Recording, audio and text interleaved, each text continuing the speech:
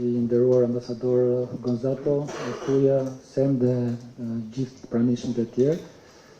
Kënaqësi që ta bëjmë këtë diskutim sot në lidhje me çështjet e integritetit zgjedhor dhe mënyrë të veçantë të financimit të partive politike dhe të fushatave zgjedhore. Në fakt, ky takim është përmbyllja e një bashkëpunimi relativisht të gjatë 3-4 vjeçar ndërmjet Komisionit Qendror të Zgjedhjeve, IDEA-s dhe Qendrës për sundim të ligjit Helsinki. Dhe me këtë rast, në emër të Komisionit Qendror të Zgjedhjeve duhet t'i falenderoj të dy këto organizma për këtë oportunitet të krijuar edhe për KQZ-n për të bashkëpunuar në aspekte të ndryshme të çështjeve zgjedhore me Komisionin Qendror të Zgjedhjeve, me siguri që ky është fundi i një projekti, por bashkëpunimi ndërmjet nesh do të vazhdojë edhe në të ardhmen. Diskutimi mbi financimin e partive politike dhe të fushatave zgjedhore vjen sot në një moment shumë të mirë nga pikpamja kohore. Komisioni i posaçëm parlamentar për reformën zgjedhore sapo ka filluar punën e tij për këtë reformë. Ndërkohë nga ana tjetër është bërë publik angazhimi i partive politike parlamentare, të paktën dy partive kryesore parlamentare, Partisë Socialiste dhe Partisë Demokratike, për të miratuar brenda muajit dhjetor një ligj të ri për partitë politike. Dhe me siguri ky ligj i ri do të adresojë ndryshe nga sa adreson deri më sot edhe çështjen e financimit periodik të partive politike.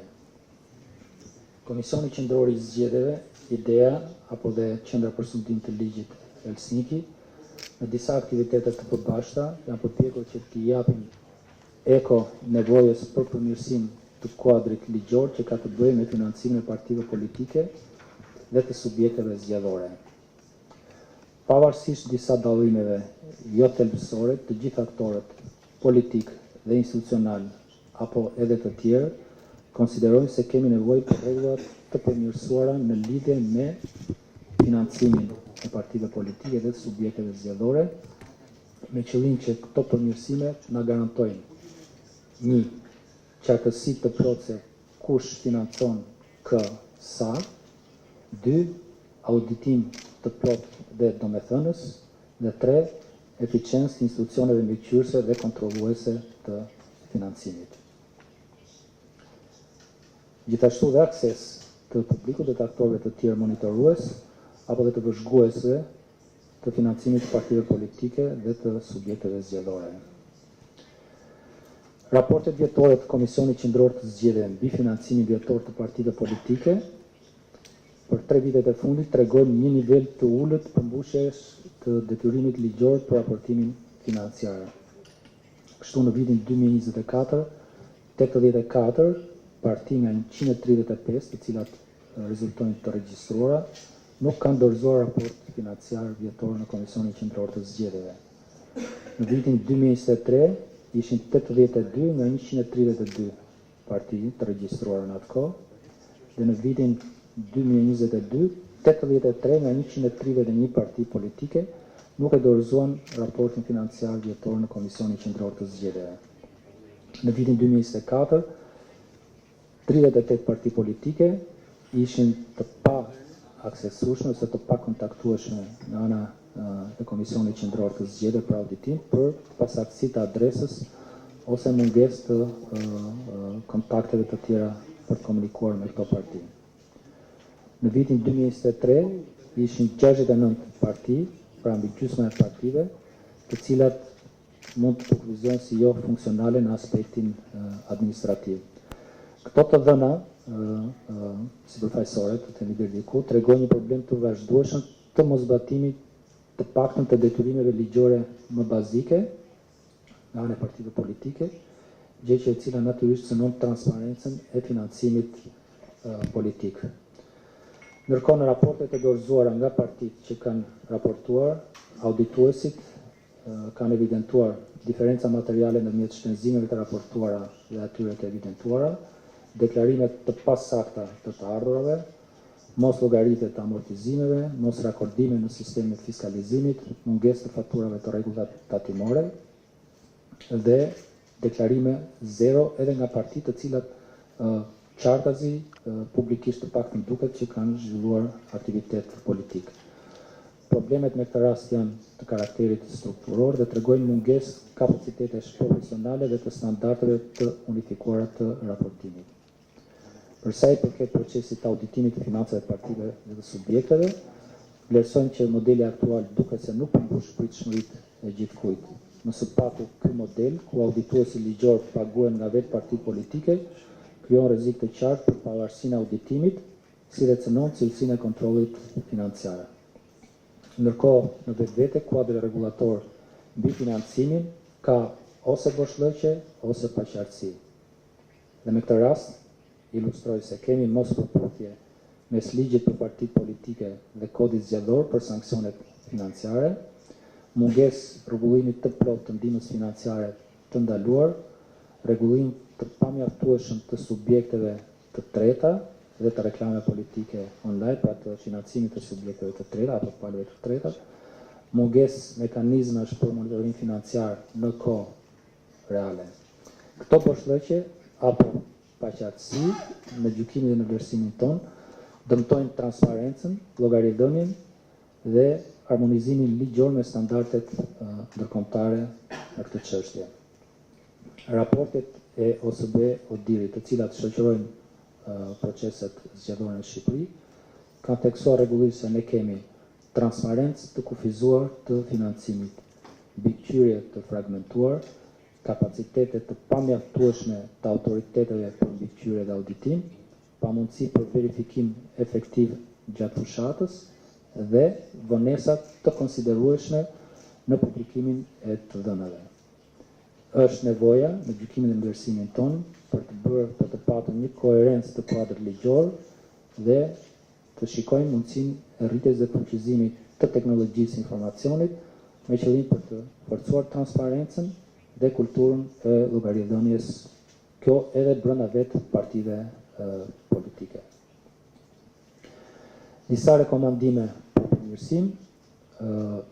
në lidhje me vendosjen e standardeve të qarta për përcaktimin e partive aktive dhe të atyre të cilat do duhet të nënshtrohen procesi auditimit, ne mendojmë që kontrolli vjetor do duhet kryhet vetëm në partitë që kanë aktivitet financiar real, kanë një status aktiv në regjistrat përkatëse të regjistrimit të partive politike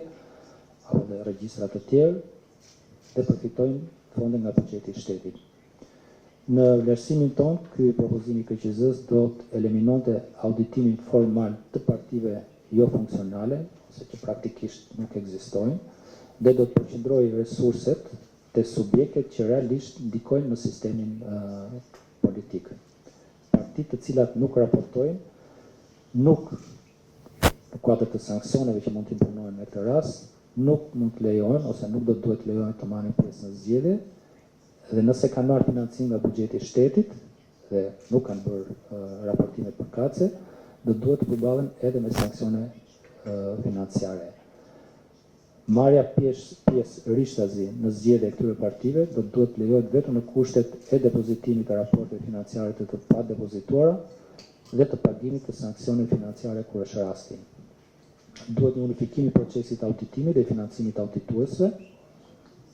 me që kemi konstatuar kërë është një konkluzion i ideas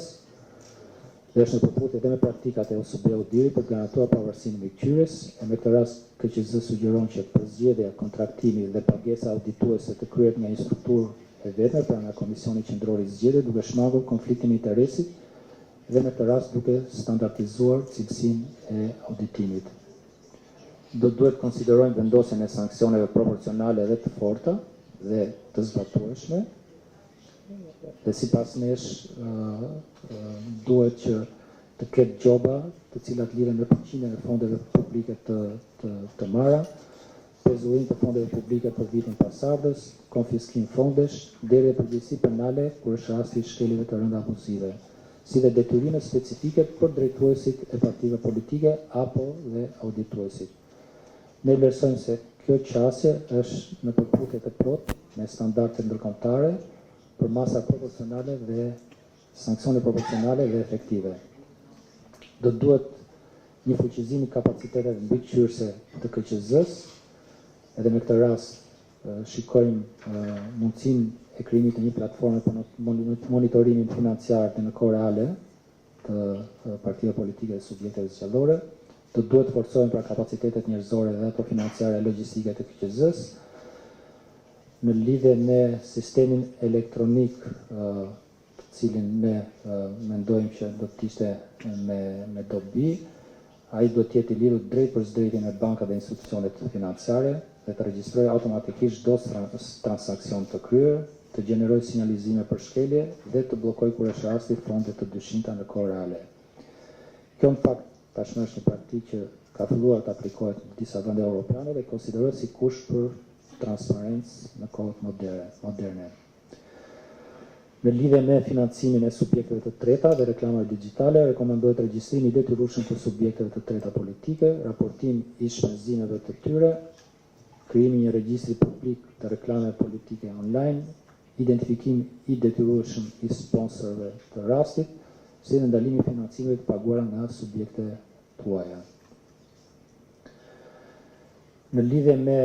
përcaktimin e kategorive të financimeve të ndaluara, Komisioni Qendror i Zgjedhjes sugjeron që të ketë një saktësim të burimeve të ndaluara të financiare, pra duhet një përkufizim më i qartë në mënyrën e përdorimit të fondeve publike,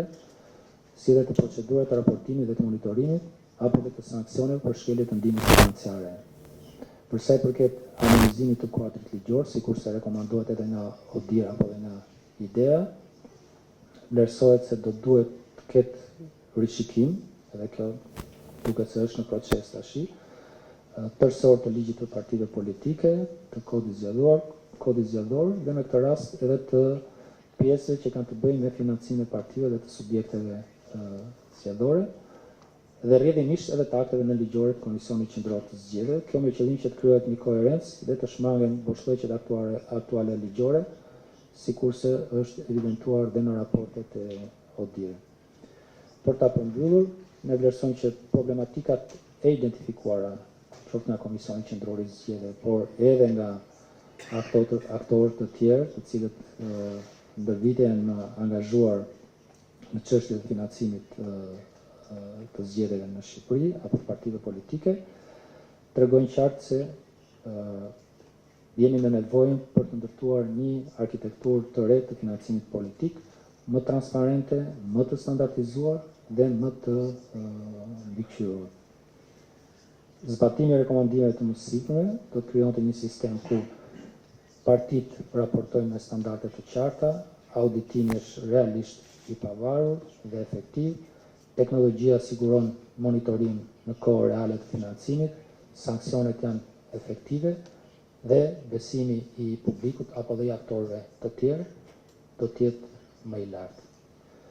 Faleminderit.